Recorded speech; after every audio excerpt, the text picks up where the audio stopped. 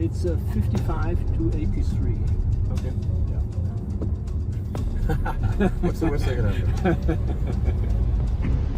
You know, this is a mainstream car, not a race machine. Yeah, just seeing what its acceleration's like. German auto giant Volkswagen Group has sparked a lot of speculation lately about either a possible merger or an all-out competition with Tesla. Tesla CEO would do all he can to own part of the legendary German automakers, and knowing how smart he can be, he has a plan in the offing. Back in 2020, anonymous sources told German media that Volkswagen CEO Herbert was interested in buying a stake in Tesla. Then, a few weeks later, at the International Frankfurt Motor Show in Germany, Volkswagen debuted two electric cars that looked a lot like answers to Tesla's flagship products, in both the high-end and mass market. Industry experts believe Musk is luring the Volkswagen CEO by bringing him close, then convincing him to sell him some shares to Tesla. A perfect plan. The two new models, the Porsche Taycan and the Volkswagen ID.3, have similar specs and price ranges as Tesla's Model S and Model 3. And Volkswagen's CEO made it clear that the nature of its game with Tesla is more likely to be a competition than a partnership. But that might as well change if Musk's plan comes to pass. The Volkswagen Group's CEO understands the electric wave that's building, and unlike most other auto industry leaders, he's taking bold steps to make sure his company rides it.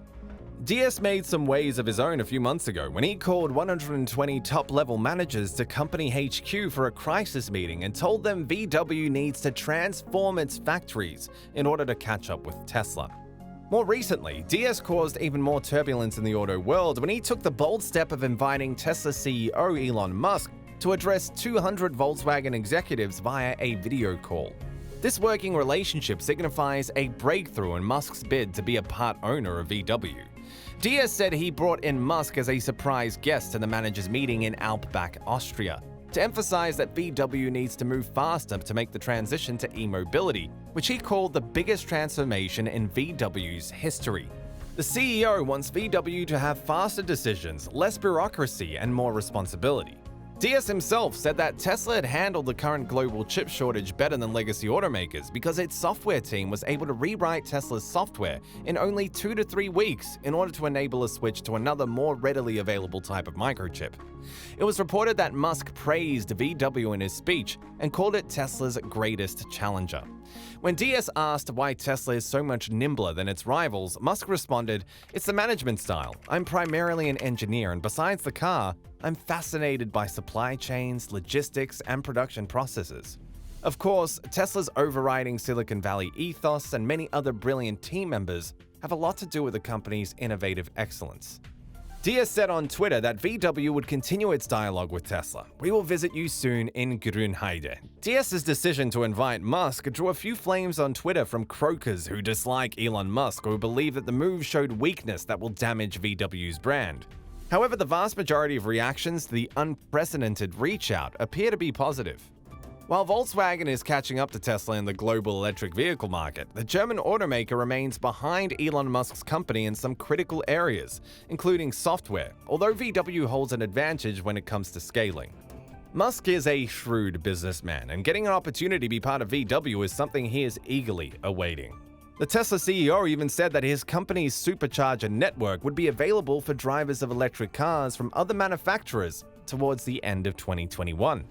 Replying to a Twitter user posting about the supercharger network, Musk first explained why Tesla chose to develop its own charging network for the exclusive use of its vehicles. "We created our own connector as there was no standard back then, and Tesla was the only maker of long-range electric cars. It's one fairly slim connector for both low and high-power charging."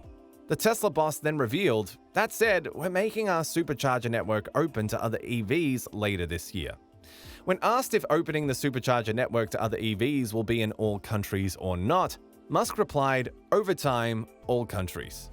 This was not the first time Musk had spoken about the possibility of other electric cars using Tesla's charging network.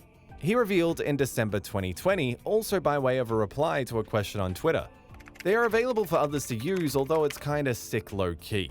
Tesla superchargers are being made accessible to other electric cars." The billionaire also spoke about this back in 2014 when the supercharger network was first being built. At the time, the Tesla boss said how other manufacturers were welcome to use the chargers, but no one took up his offer. His good gesture towards other brands of EVs may be a scheme to reach out to them and get into business. If that were to happen, Volkswagen would be his first choice. Apart from that, industry experts also believe that Musk wants a piece of VW because the brand does better than Tesla in Europe, while his brand is dominant in the US and China. Germany-based Volkswagen Group has risen from the ashes of its 2015 emissions scandal to become the EV market leader in Europe, where the company reported that it had a 26% market share in the first half of 2021. While Tesla's Model 3 has been selling well in the region, Volkswagen's local manufacturing, brand familiarity, and cheaper price points have helped give it an edge over Tesla. But as Elon Musk started production at the Berlin Gigafactory by the end of last year, Volkswagen's lead could be short-lived. In the rapidly growing EV market, analysts say that the Volkswagen Group benefits from its wide array of brands, which includes luxury marquees like Audi, Bentley, and Porsche. VW's most popular EV in Europe is the more affordable ID.3, a hatchback that starts at around $40,000, and in September 2020, the company released the ID.4, an SUV aimed at the global market that has since become Volkswagen's top-selling EV overall. However, Volkswagen still lags behind Tesla globally. Tesla delivered more than 627,000 EVs in the first 3 quarters of 2021, while Volkswagen sold about 293,000 cars.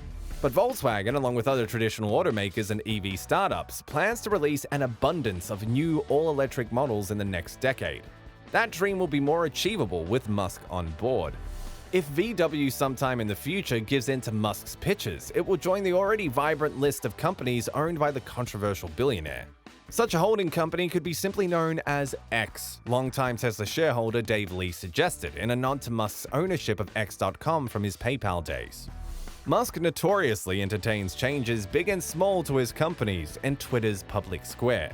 In 2018, he even suggested one so large and largely baseless, taking Tesla private using funding secured from Saudi Arabia that wounded him up in court. But the idea here isn't so far outside the realm of possibility.